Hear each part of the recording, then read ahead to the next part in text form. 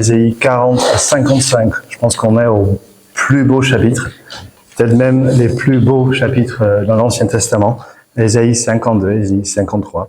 Je propose de les parcourir ensemble pour voir à quel point ces chapitres sont si beaux. Vous avez donc les points sur le feuillet et sur le PowerPoint aussi. Est-ce que tu aimes les films d'action par exemple? Je suis pas l'expert, mais peu importe le film, il me semble que le scénario est souvent similaire. Les personnages principaux, ils font face à une crise énorme, un danger imminent, et ils ne peuvent pas se sauver eux-mêmes. Par exemple, on a un criminel qui cherche à dominer le monde. On a des dinosaures qui envahissent la planète. On a oublié un astronaute sur une planète lointaine. On a un bateau de croisière qui coule dans l'océan glacial. Et quand la situation est la plus grave, le héros, l'héroïne apparaît dans le film. Harry Potter, Frodo, Superman, James Bond et plein d'autres. C'est lui, c'est elle qui apportera la délivrance.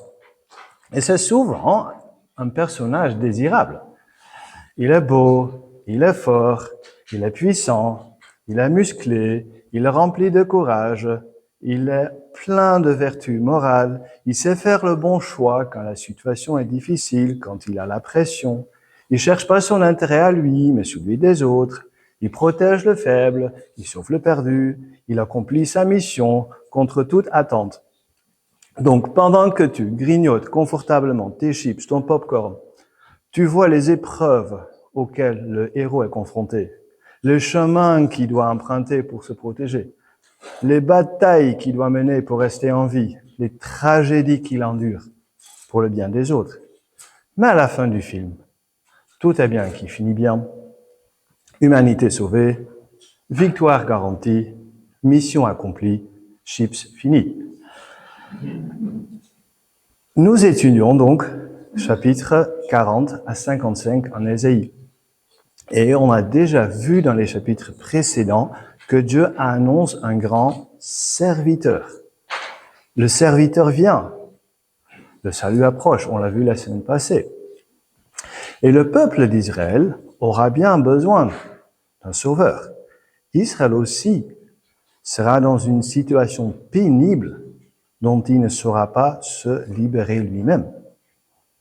Car Israël partira en exil à Babylone pour sa désobéissance répétée au commandement de Dieu, plus ou moins 150 ans après la rédaction de ce texte. Dieu dit pourtant que tout ne sera pas perdu. Ésaïe annonce de la part de Dieu un retour futur de l'exil pour un reste fidèle de Juifs. On a vu par exemple dans le chapitre 42 que Dieu va utiliser le roi perse Cyrus pour ce retour d'exil, ce deuxième exode. Mais lui n'est pas le serviteur principal dont parlent ces chapitres. Car le serviteur ultime est un individu bien plus grand que tout roi terrestre. Ésaïe a déjà prophétisé ceci en 49, verset 6. Je cite, « C'est trop peu que tu, ce serviteur, que tu sois mon serviteur pour relever les tribus de Jacob, pour ramener les restes d'Israël. Je t'établis, le serviteur donc, pour être la lumière des nations, pour apporter mon salut jusqu'aux extrémités de la terre. » Et cela ne sera d'ailleurs pas la première fois que Dieu délivrera son peuple. La première délivrance, c'était l'exode de l'Égypte sous Moïse. Mais ce n'a pas été la libération de la nature pécheresse du peuple. Le peuple Israël a continué de pécher, à désobéir à Dieu tout au long de son existence. Pensez par exemple à l'histoire du veau d'or en Exode 32. Donc la question reste, comment Dieu va-t-il résoudre le problème du péché une fois pour toutes? Le problème de nos péchés. Le passage donc de ce matin, il s'appelle le 4e chant du serviteur, le 4e chant du serviteur. Et nous arrivons au summum du livre d'Ésaïe, peut-être même de l'Ancien Testament tout entier. C'est un peu comme le haut d'une montagne, où la vue est la plus merveilleuse qui soit. C'est ici, depuis ce sommet, que nous allons voir comment Dieu va régler le problème du mal dans l'humanité. Donc, il est grand temps d'apprendre plus sur ce serviteur et comment il accomplira sa mission. Et pourquoi ce message est pertinent pour nous aussi ce matin. Passons au premier point. Le serviteur, sa victoire. Le serviteur, sa victoire. Et le début de cette description du serviteur futur est prometteur. Relisons chapitre 52, le verset 13 par exemple. Mon serviteur réussira, il grandira, il gagnera en importance, il sera très haut placé. Verset 15. Il purifiera beaucoup de nations. Devant lui, les rois fermeront la bouche, car ils verront ce qu'on ne leur avait pas raconté, ils comprendront ce dont ils n'avaient pas entendu parler. Donc, ce serviteur semble correspondre au grand héros de nos films.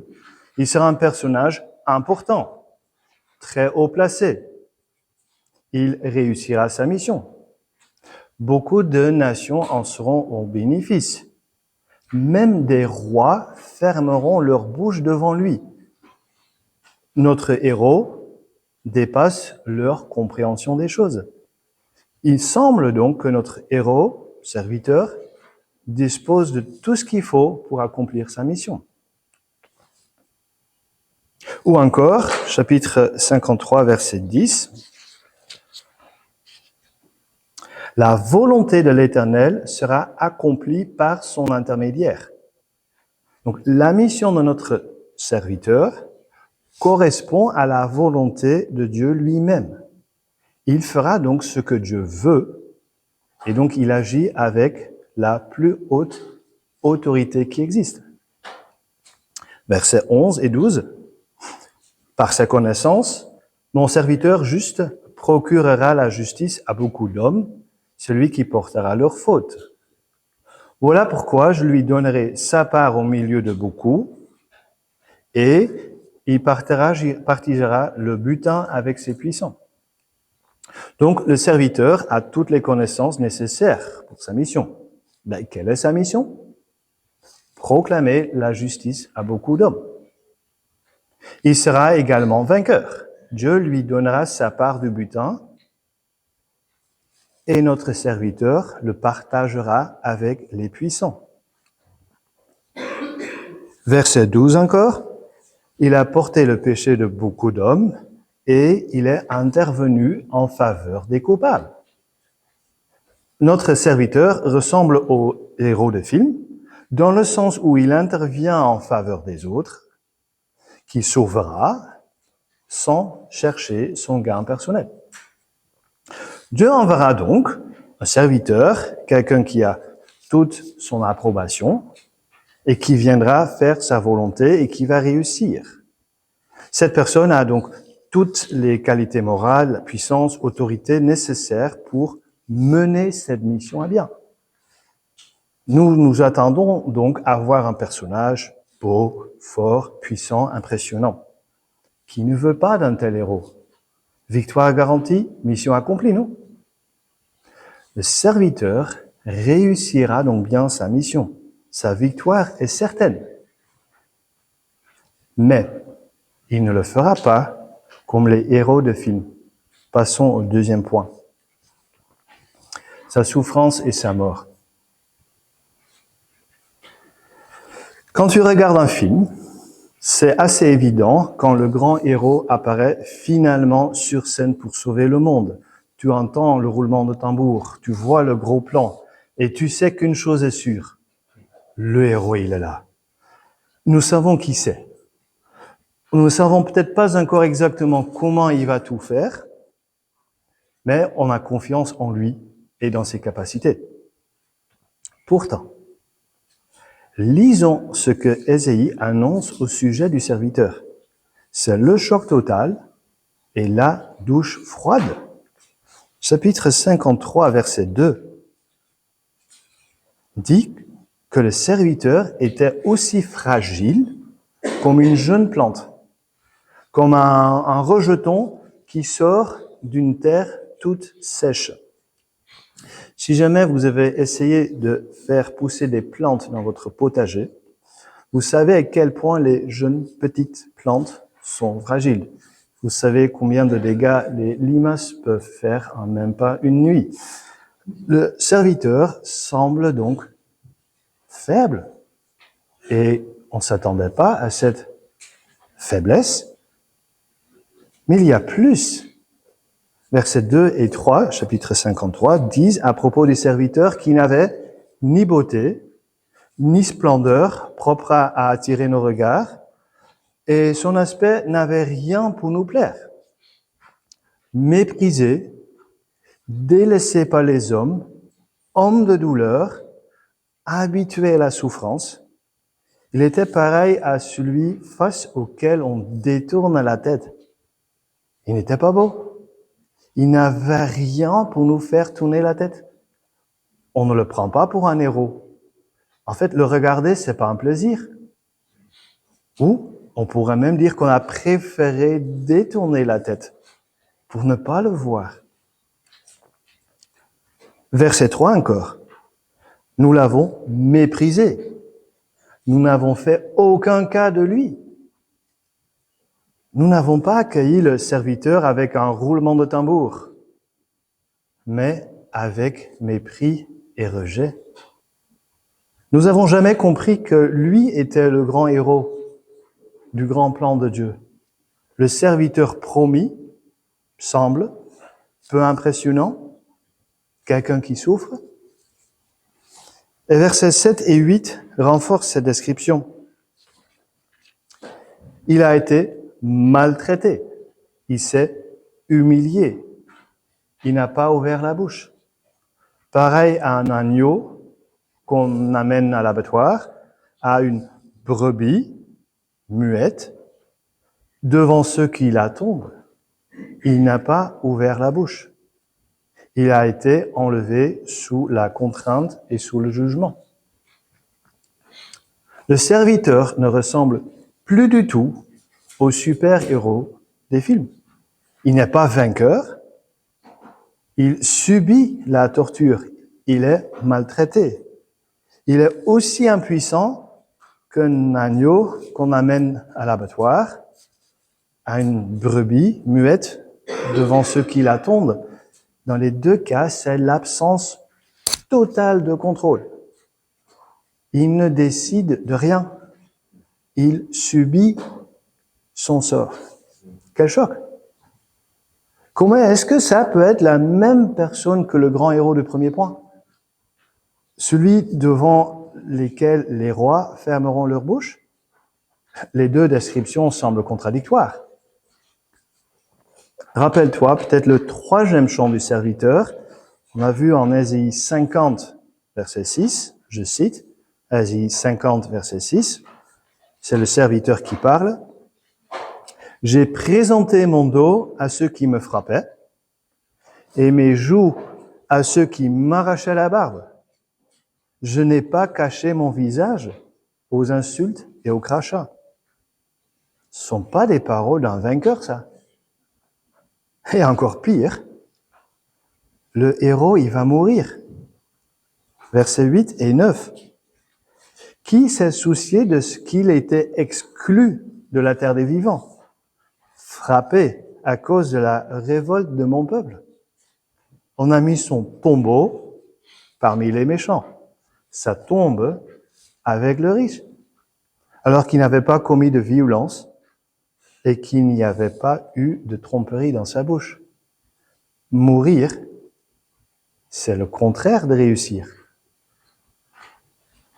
Ce héros qui a agi sans violence, sans tromperie, Il a été frappé et tué. Il a été enterré. Dans ton film, quand tu vois le héros présupposé mourir, force est de constater que lui n'est donc pas le héros. C'est pas lui qui apportera la solution au grand problème. Car les héros, ils réussissent toujours. Mort, c'est mort. 6 pieds sur terre, c'est pas un endroit propice à l'espoir. Est-ce que nous nous sommes donc trompés du héros? Est-ce qu'il faut attendre un autre serviteur? Et le problème du péché, sera-t-il réglé ou non? Comment est-ce que réussir va de pair avec mourir? Passons au dernier point. Le serviteur, son sacrifice substitutif. Le serviteur dont on parle a remporté sa victoire précisément par sa mort.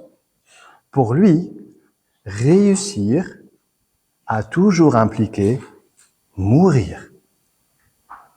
Sa mort est le moyen par lequel il remporte la victoire. Le serviteur a choisi librement de donner sa vie pour donner la vie à ceux qu'il aime. Il est un substitut. Faisons un très gros saut dans le temps pour aller à l'époque de Jésus. Nous sommes quelques jours après la mort de Jésus sur la croix. On est au petit matin. 2 femmes sont allées voir le tombeau scellé de Jésus, mais elles n'y ont pas trouvé le corps de Jésus. Lisons ensemble, si vous avez la Bible devant vous, lisons ensemble en Luc 24 quelques versets. Luc 24, les versets 5 à 7 d'abord. Ces 2 femmes regardent le tombeau vide, sans voir le corps de Jésus. Et 2 anges leur apparaissent. Luc 24, versets 5 à 7. Lisons ensemble. Pourquoi cherchez-vous parmi les morts celui qui est vivant? Jésus n'est pas ici. Il est ressuscité. Souvenez-vous de ce qu'il vous a dit lorsqu'il était encore en Galilée. Il faut que le Fils de l'homme soit livré entre les mains des pécheurs, qu'il soit crucifié et qu'il ressuscite le 3e jour. La mort de Jésus a donc toujours été le but de sa venue sur terre, de son incarnation. Et lisons ensuite les versets 13 à 27, un assez long passage, donc Luc 24 toujours, les versets 13 à 27, c'est le même jour, mais un peu plus tard. Verset 13. Ce même jour, 2 disciples se rendaient à un village appelé Emmaüs, éloigné de Jérusalem d'une 12aine de kilomètres. Ils discutaient ensemble de tout ce qui s'était passé. Pendant qu'ils parlaient et discutaient, Jésus lui-même s'approcha et fit route avec eux, mais leur jeu était empêché de le reconnaître. Il leur dit, « De quoi parlez-vous en marchant pour avoir l'air si triste ?» L'un d'eux, un dénommé Cléopas, lui répondit, « Es-tu le seul en séjour à Jérusalem qui ne sache pas ce qui y est arrivé ces jours-ci ?»« Quoi ?» leur dit-il. Ils lui répondirent, « Ce qui est arrivé à Jésus de Nazareth, qui était un prophète puissant en actes et en paroles devant Dieu et devant tout le peuple, et comment les chefs des prêtres et nos magistrats l'ont fait arrêter pour qu'il soit condamné à mort et l'ont crucifié. Nous espérions que ce serait lui qui délivrerait Israël. Mais avec tout cela, voici déjà le 3e jour que ces événements se sont produits. Il est vrai que quelques femmes de notre groupe nous ont beaucoup étonnés. Elles se sont rendues au grand matin au tombeau et n'ont pas trouvé son corps. Elles sont venues dire que des anges leur sont apparus et on en sait qu'il est vivant. Quelques-uns des nôtres sont allés au tombeau et ils ont trouvé les choses comme les femmes l'avaient dit, mais lui, ils ne l'ont pas vu. Voici le verset clé. Alors Jésus leur dit, hommes sans intelligence, dont le cœur est lent à croire tout ce que les prophètes ont dit, ne fallait-il pas que le Messie souffre ces choses et qu'il entre dans sa gloire? Puis, en commençant par les écrits de Moïse et continuant par ceux de tous les prophètes, il leur expliqua dans toutes les Écritures ce qui le concernait.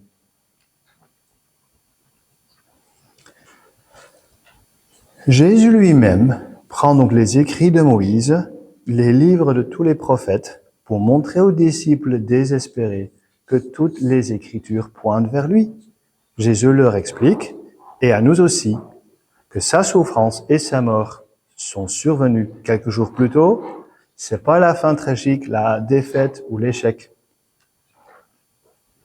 Avant le cinéma, avant le film, il existait déjà les pièces de théâtre, de nos jours encore.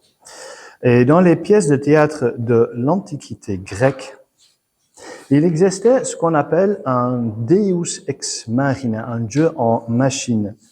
Vous allez avoir une image sur l'écran. À la fin de la pièce, donc dans l'Antiquité grecque, quand la situation est la plus grave, quand tout semble perdu, ce Dieu ou cet acteur qui faisait passer pour Dieu descendait sur scène grâce à une sorte de machine, une sorte de grue. Et ce Dieu allait résoudre rapidement les problèmes insolubles. Mais son arrivée était inattendue. Ce Dieu, il surgit de nulle part. C'est un dénouement artificiel et très peu vraisemblable. La Bible nous dit le contraire. Tout l'Ancien Testament pointe vers la venue, la mort et la victoire de Jésus-Christ. On l'a lu dans 1 Pierre tantôt. Des prophètes comme Ésaïe ont parlé de la grâce qui nous est réservée. Ces prophètes annonçaient d'avance la souffrance du Messie et la gloire qui suivrait. Et ces prophètes cherchaient à découvrir l'époque, les circonstances indiquées par l'Esprit de Christ. Mais il leur a été révélé à ces prophètes que ce n'était pas pour eux-mêmes, mais pour nous. Ésaïe a écrit pour nous. Donc, seul Jésus peut s'identifier comme ce serviteur que Ésaïe et d'autres prophètes ont annoncé longtemps à l'avance. Retour donc à Ésaïe 52-53. Ces chapitres 52-53 parlent donc de Jésus-Christ. Relisons les versets 4 à 6 du chapitre 53. Pourtant, ce sont nos souffrances qu'il a portées.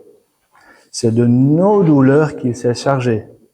Et nous l'avons considéré comme puni, frappé par Dieu, humilié.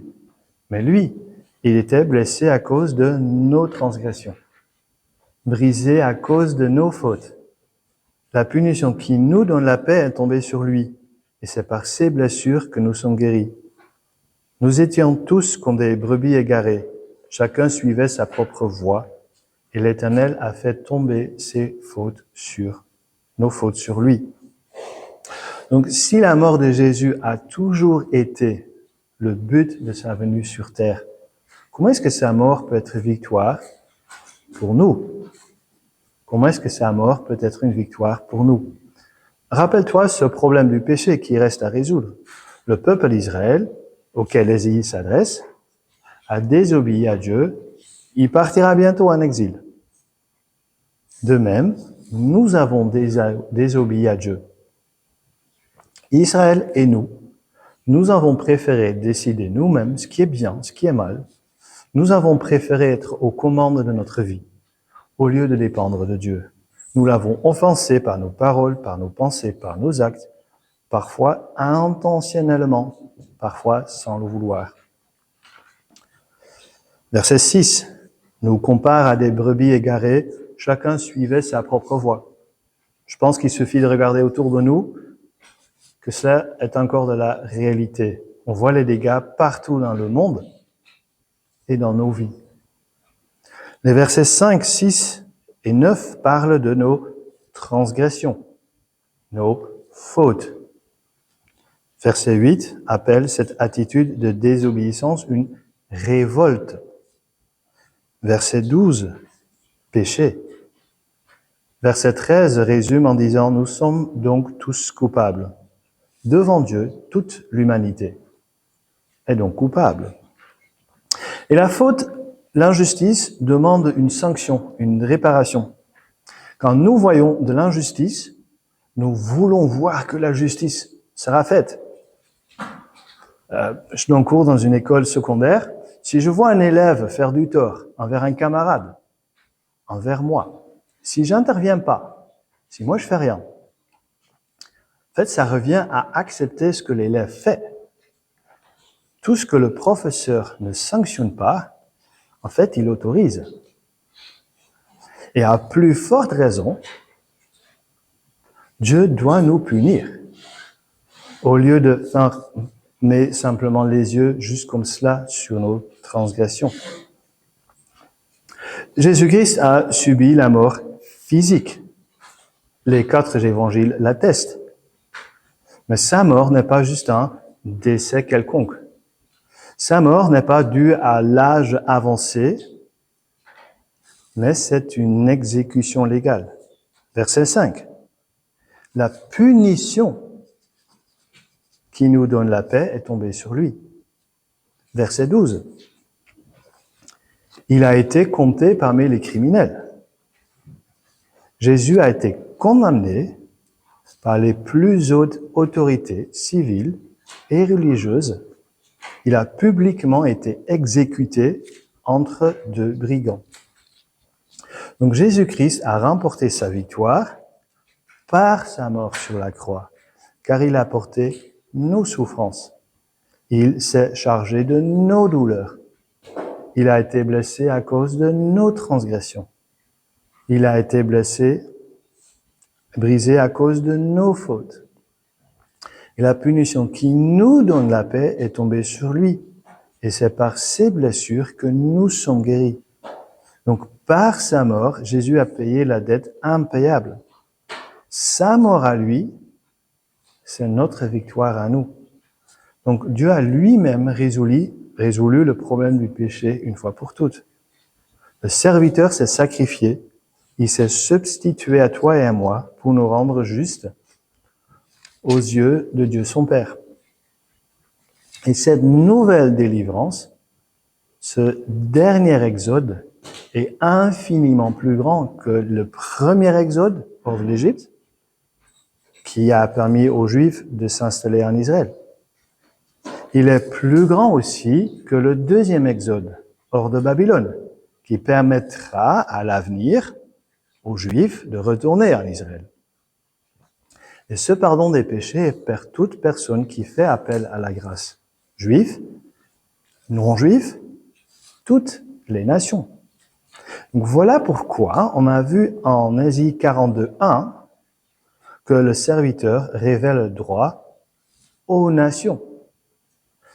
49.6, le serviteur sera la lumière des nations pour apporter le salut jusqu'aux extrémités de la terre.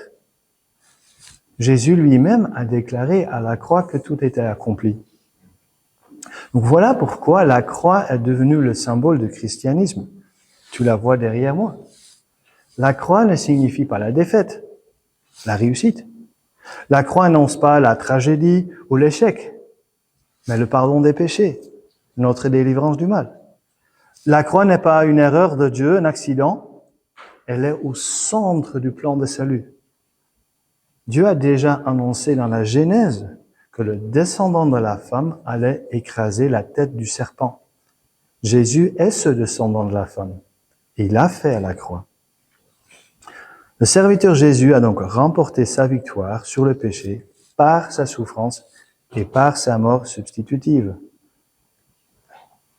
Les disciples de Jésus, ils ne s'attendaient pas à sa mort et surtout pas à sa résurrection, alors que Jésus leur avait tout prédit. Et ces mêmes disciples ont apporté ce message de la croix aux jeunes églises pendant le premier siècle. Et c'est ce message qui a permis aux jeunes églises de grandir, au christianisme de se répandre sur toute la terre dans les siècles suivants. C'est ce message de la croix que les apôtres ont ensuite défendu aux tribunaux, pour lesquels beaucoup d'entre eux ont été exécutés. C'est ce message qui unit aujourd'hui toutes les églises partout dans le monde. Et c'est ce message qui est notre message aussi. Donc la question est pour nous celle-ci. À quel point est-ce que tu as confiance dans ce message?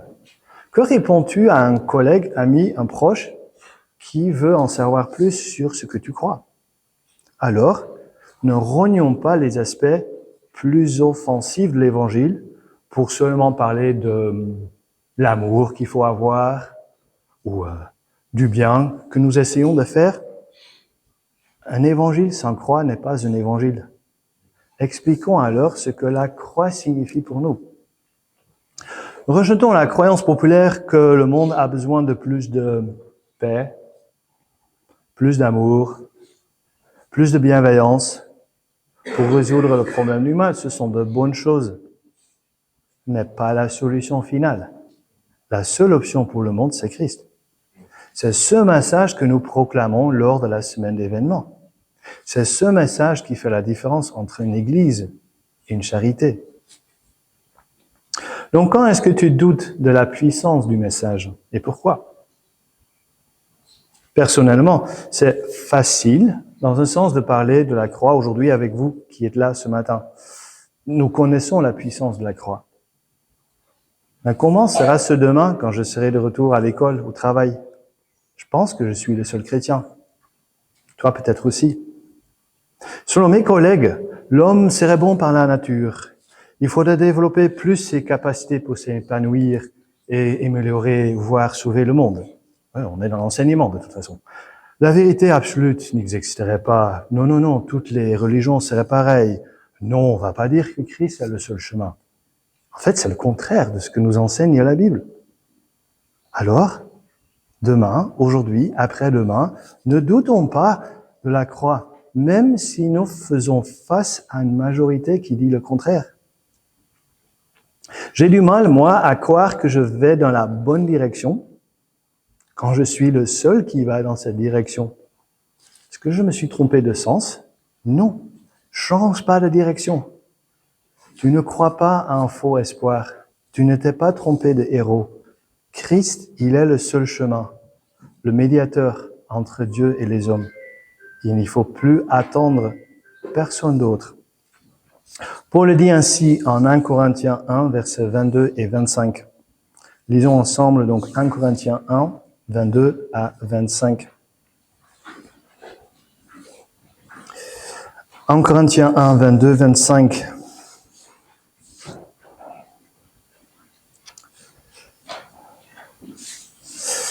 En 1 Corinthiens 1, 22, 25. Paul écrit ceci à l'église située à Corinthe. Les Juifs, ils demandent un signe miraculeux, et les Grecs recherchent la sagesse. Or, nous prêchons un Messie crucifié. Scandale pour les Juifs, folie pour les non-Juifs, mais puissance de Dieu, sagesse de Dieu pour ceux qui sont appelés, qu'ils soient Juifs ou non. En fait, la folie de Dieu est plus sage que les hommes, et la faiblesse de Dieu est plus forte que les hommes. Terminons. Les Juifs à qui Ésaïe s'adresse pensaient à juste titre que le serviteur promet allait libérer Israël de l'exil, le jugement de Dieu, pour les ramener de Babylone au pays d'origine. Nous savons que ces versets ont une plus grande portée. Nous savons que Jésus est bien ce serviteur, le personnage principal de toute la Bible.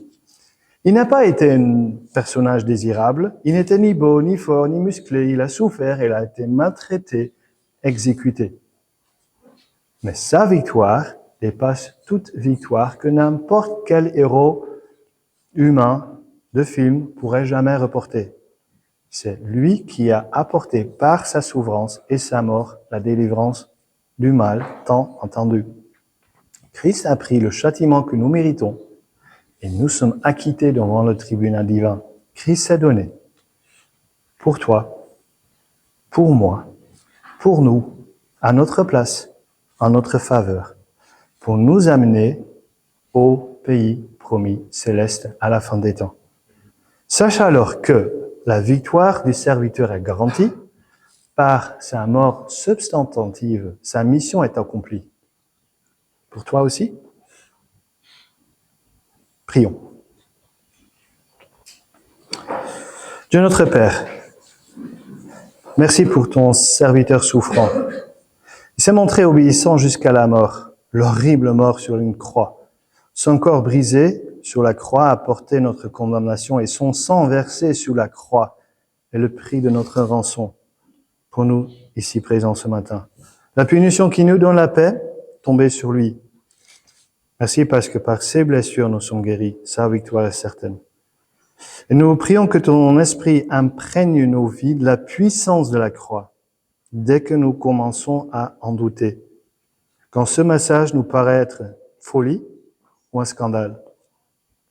Nous te louons pour Jésus-Christ. Il a de lui-même renoncé à tout ce qu'il avait, mais il a pris la condition d'un serviteur. Il est devenu un être humain, pareil comme nous. Il a été reconnu comme un homme. Il a accepté d'être humilié. Et nous te demandons pardon pour toutes les fois où nous avions peur d'être humiliés, quand nous avions honte de l'Évangile et quand nous n'avons pas saisi l'occasion de proclamer la bonne nouvelle de la croix dans nos vies. Et nous prions que ton Saint-Esprit imprègne nos vies aussi de l'importance de la croix et que tu fasses de nous des témoins fidèles qui proclamons cette bonne nouvelle de la croix ici et jusqu'aux extrémités de la terre. Amen. Amen.